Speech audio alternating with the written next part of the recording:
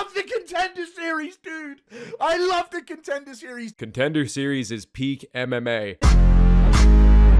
Especially for the just bleed type of fans, such as myself. So far this season has had 10 fights with 7 finishes. That's a 70% finish rate, which is significantly higher than the UFC average, which hovers just above the 50% mark in recent years. Of those 3 fights that didn't end in a highlight reel finish, one was an absolute war where both men were awarded a contract. One was a brutal robbery that wasn't maybe the most entertaining fight, but it got the bonus aftermath of Dana White roasting this fighter live on Paramount.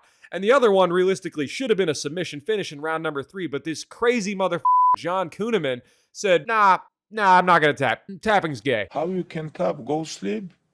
Go sleep. Which, according to the AMA Kuhneman did on Reddit after the fight, he didn't tap because he thought he was up 2-0. That's how much he cared about winning this fight. And that's the thing, boys. That's the level of motivation in this show with this setup where the contracts are on the line. And that's why it produces banger after banger and highlight reel KOs. I mean, we may have seen the slime out of the year in the main event of week number 2, and the stakes are so high for these fighters, we've got guys just not tapping to arm bars on some Tony Ferguson shit. Champ shit only. Blades and shades, mother. Honestly, they should have given Kuhneman a contract just for the heart he showed alone. But yeah, 10 events last year, 51 fights, 36 finishes. That's over a 70% rate. This is why we UFC, or at least this is why I UFC. Some of these Tuesday night cards are more fun than the actual UFC events that happen on Saturday. And yeah, some of the fights are kind of squash matches with crazy wide odds, but the fact that everyone's motivated to go for the finish and try to get a highlight reel stoppage for their contract leads to way more upsets than you get in the proper UFC, where people often stall to win decisions based on the structure of win bonuses and the fact that they're trying to not get cut. The incentive here is to slime your opponent out or choke them out and do it as quickly as possible. Like this week's card, for example, week number 3. We've got 5 fights. 3 of them are absolutely lopsided as far as the odds are concerned, and the other 2 fights have minus 250 favorites. And I can almost guarantee you at least one of these favorites is going to lose, and they're going to lose violently and suddenly. That is how the Contender Series goes, and I am here for it. I don't know who's going to break everyone's parlays on Tuesday, but I'm telling you, one of these favorites is probably going to lose. Hell, I wouldn't be surprised if 2 of them do. Last week, it was Trent Miller winning with a Von Flue choke at plus 340, and he wasn't the only big underdog on the card who won. There was also Alec Lorenz, who cashed as a plus 260 underdog earlier in the night when he won his fight in round 1 by knockout. So I guess it just depends on what kind of fan you are. You know, if you're someone who needs the storylines, you need the personalities, where you can really only enjoy the fights when you know the fighters, maybe this show isn't for you and the Ultimate Fighter would appeal more, or just the normal numbered pay-per-view type events.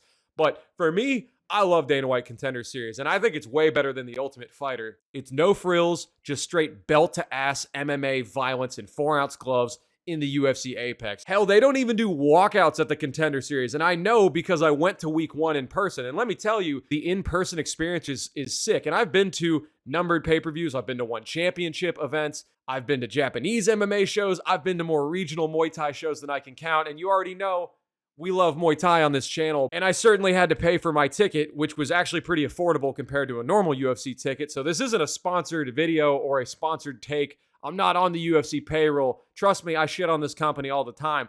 But DWCS, no complaints. Just cinema, perfection. I mean, like I said, the ticket prices are actually pretty reasonable. I mean, the beers are pretty expensive. They're like $15, but you only have 5 fights, so you don't have to drink that many. I still got 4 and dropped $60, but you don't have to do that. But when in Vegas, right? And I sat front row, so I had a great view of the cage, and I got to talk to a ring girl, which was, you know, pretty cool. But from what I can tell, every single seat at the Apex has a good view because it is such a small venue. Plus, my boys all met Exhibit, which honestly would have been cooler than meeting the ring card girl, but it is what it is. Watching it live at the Apex felt oddly similar to a smoker event, like those interclubs you have before you take an amateur fight that are like in-house at gyms. It's very intimate, you know, there's no walkout music. It's just 2 dudes get in the ring, or in this case, get in the cage and try to beat the shit out of each other. Except the difference here is these are professional fighters at the highest end of the regional level.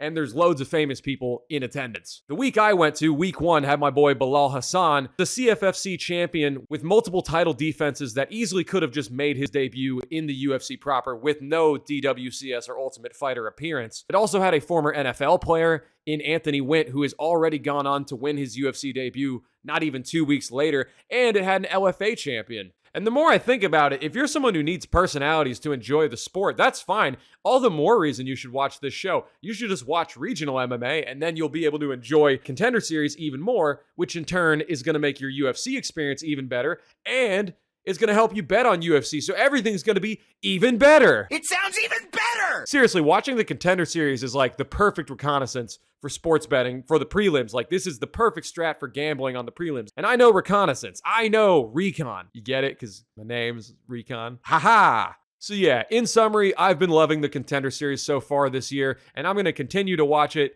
I would stream it, but I have sparring on Tuesday nights, so I usually watch it with my post-sparring meal, which has become a bit of a ritual for me, and I've really come to enjoy it. This show is basically a stacked regional card, often with regional level super fights with champions of different organizations fighting each other, with a massive incentive to go for the finish and leave it all out there. Plus, it's a preferable pathway for the fighters. The majority of fighters would rather go through the Contender Series than the Ultimate Fighter, from what I understand. They don't want to be locked in a house for 6 weeks. They'd rather just go on this show and find out that night, did I get a contract? Shout out to the homie Bilal for winning his contract on week 1. If you're watching, I'm proud of you for redeeming it, bro, and we're all going to be cheering you on for your UFC debut in Shanghai this weekend. And to all the Recon MMA viewers, thanks for watching, y'all. I'll see you in the next video.